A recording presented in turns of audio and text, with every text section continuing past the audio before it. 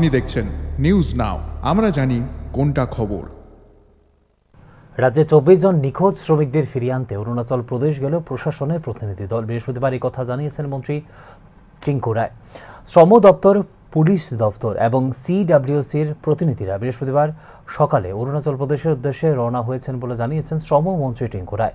কৈলাসহরে চণ্ডীপুর থেকে নাবালক সহ 24 জন শ্রমিকের নিখোঁজ হওয়ার ঘটনা সামনে আসার পরেই অরুণাচল প্রদেশের লেবার কমিশনারকে চিঠি লেখা হয়েছিল বলে এদিন জানিয়েছেন রাজ্যের শ্রমমন্ত্রী।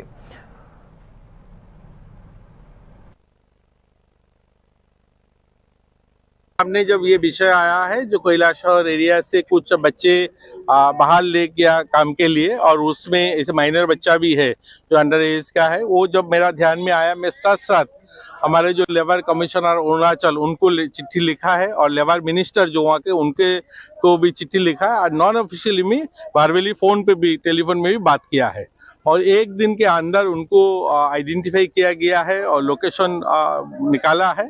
और आज सुबह हमारा जो लेबर डिपार्टमेंट है, डिपार्टमेंट के इंस्पेक्टर और हमारे जो सोशल वेलफेयर के जो देखता है सीडब्ल्यूसी जो बच्चे को देखता है उनके एक मेंबर और पुलिस, हमारा कैलाशहर का जो पुलिस है टीम, ये लोग गया है अरुणाचल उनको लेके आने के लिए।